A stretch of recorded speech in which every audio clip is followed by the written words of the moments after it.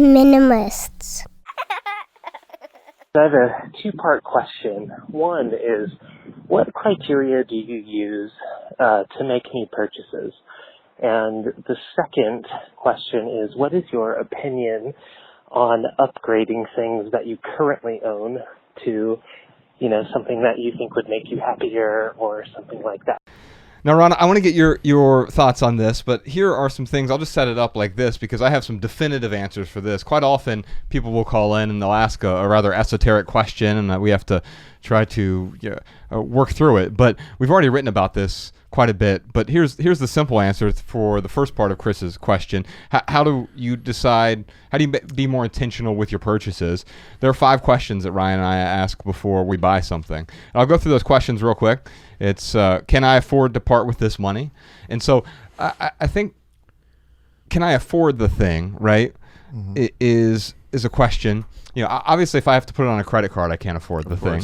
If I have to finance it, I can't afford the thing. Mm-hmm. And I know some people will be like, well, what about a car? Okay, if you have to, by definition, if you have to finance something, you can't afford it. Because if you could afford it, you would just pay cash. Right, you would buy the thing, right? So that's the first question. The second question is, can I pay the actual cost? Remember that the true cost of a thing is well beyond the price tag. So storing the thing, cleaning the thing, changing the batteries or the oil in the thing, putting gas in the thing, the electricity for the thing, the space that it takes up in your mind. All of these things are additional costs that we don't think about because we see the item we want to buy and it's like, oh, it's $50. But it's not $50. It's so much more than that because you have to worry about it. There's the psychological cost. There are all these other costs. Will it add value to my life is the next question. And really, when we say will it add value, will it serve a purpose or bring me joy? Now, you can justify anything. So you can pretend something's really going to serve a purpose or bring you joy, but you have to be honest with yourself with some of these things because otherwise we'll just let anything in, right? The fourth question is, what are the alternatives? And I think sometimes we don't even think about that. What else can I do with this money, right? So if I'm going to spend $100 on a shirt, is that the best use of this money? And then finally, can I get by without it for a while? I think it's one of the messages of minimalism here is if you didn't need it 5 minutes ago, maybe you don't need it now. And so maybe I'll just wait a little bit. And we have a rule called the 30-30 rule. If it costs more than $30, maybe I'll wait 30 hours. Just try to put some time between myself and the purchase, so I'm not making the impulse purchase. So Chris, if you want, we have a wallpaper for your phone, so you can have all 5 of those questions right there on your phone. Anytime you go to make a purchase, you're standing in line somewhere. It's free over at theminimalists.com/wallpapers. But I do want to talk about this idea of upgrading with you, Ron. And so, because I know you've talked about this in the past, but what are your thoughts on upgrades? Oh, it's a good question. Personally, I don't upgrade much of anything. I'm still rocking the iPhone 6. So if you ask most of the iPhone fans, I'm well behind the 8-ball on that one. But I think when it comes to upgrades or purchasing in general, I try to look at it from a perspective of who am I buying this for? Am I buying it for me or the other people? So a big thing for me of why I started this journey was kind of get away from the idea of comparison and doing things for other people. I talked about in my content how I had this persona that I let go of, this Mr. Smooth persona that was given to me in high school, and that came with a lot of additions of physical clutter, the mental clutter, emotional clutter, things that I would just hold on to because, one, I didn't know how to let it go, but two, just trying to uphold this vision or this standard of other people had for me. So for me, the question is, who am I buying this thing for? So am I buying it for me, or am I buying it for those that think I need to have it or those that also have it? Isn't it funny, though, because we do that to impress other people, but usually they don't even care. They don't. We just think they do, right? They don't. And that's the irony of it all is because we look for validation out of our friendships, our relationships, but then most times those friendship relationships aren't genuine. They're just based on the things we own. So if you don't have those things, you don't have those relationships. Yeah. So I think you need to build those first and allow what you need in your life to be what you need in your life. Absolutely. It's interesting. You mentioned the validation. I was having this conversation the other day, and there's actually a video you talk about how you kind of created this the urge to live a simple life, and we'll probably get to that later. But the validation, when we look at our friends, when we look at our neighbors or the Joneses, we're looking for validation in the wrong place. Like we first have to validate ourselves. Like that internal validation, that is what matters. And if we don't have that, it's never going to be enough from anywhere else. But I'll tell you what, though, I still have I've got the 5S, which I think came out after the 6. So you're still like when you're still more minimalist than me. Wait, when why it would comes the to 5S come out after the 6? I don't know, but I'm pretty sure it did.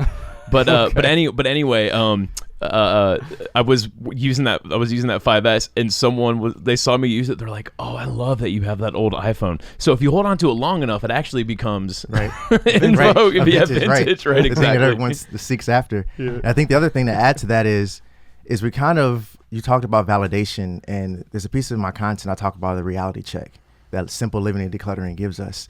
And there's a question that I always pose. I say, who would you be if you had nothing but yourself in the mirror in front of you? So if you had none of the excessive clutter or the things or the newest phone or the shoes, the clothes, just you in the mirror, who would you be? Yeah. And if you can't answer that question, then you're using those things to define yourself. Yeah, it doesn't matter what you buy. It doesn't matter. Yeah, it doesn't matter what vacation you go on. Yeah, if you can't look at yourself in the mirror, then why does it matter? Yeah, right. And I mean, I still get roasted all the time for our documentary Minimalism. If you see my apartment in there, I owned next to nothing at the time. Now I was a single guy at the time, and when we filmed that, and so things were a little bit different. You know, I have a family now, and that requires different things as our life changes. And what I realized even now, it's like during the pandemic, they're like, I bet those minimalist guys, they're really regretting getting rid of all their stuff. And it's like, oh yeah, I really miss the broken waffle iron, right? And the old bowling trophies. I didn't even know you bowled. Yeah, me either. I had bought the bowling trophies from Goodwill. And so like, I don't, what I realized there is like, oh, like what they're saying is they would miss the things. And if so, that's fine. I'm not here proselytizing. I don't want you to get rid of something. If you're completely contented by the status quo, then of course, don't deprive yourself of things, but maybe you can temporarily remove some things from your life for that short period of time and realize like, oh, maybe the things I thought were adding value to my life are actually getting in the way of the things that will add value to my life. Chris, I'm going to send you a copy of our free ebook. It's called The Minimalist Rulebook, 16 Rules for Living with Less. And one of those rules is the don't upgrade rule. And we talk about sometimes if you do have to upgrade, there are 3 ways you can sort of go without, you can repair it, or you replace it. And so we talk about that don't upgrade rule. There are also some other rules in there that will really apply to you. The 30-30 rule, the 20-20 rule, the 90-90 rule, and a bunch of others. That's free over at theminimalists.com/rulebook. I hope you enjoy that, Chris. Can you men think of anything that you've upgraded that you were like, I'm so glad I upgraded this? Because I'm like really trying to find that exception. It depends. So let's talk about time frames real quick. So I think in the moment, usually the answer to that is yes. Like if you go, if I were to go to the Apple store right now and they give me the iPhone 13 or whatever the new thing is, in the moment I'm going to be like, yes. That new box, there's something about that new box. Yeah. Taking off the shrink wrap, like. Yeah. Right. But that's the dopamine speaking. Right. But as soon as I walk out, it instantly begins to diminish.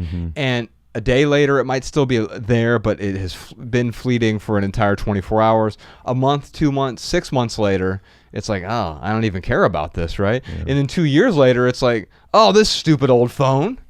And so I think it really depends on the time frame you're talking about. Usually, I think that sort of consumer high does not last far past the checkout line. Yeah. You could tweet that podcast, Sean.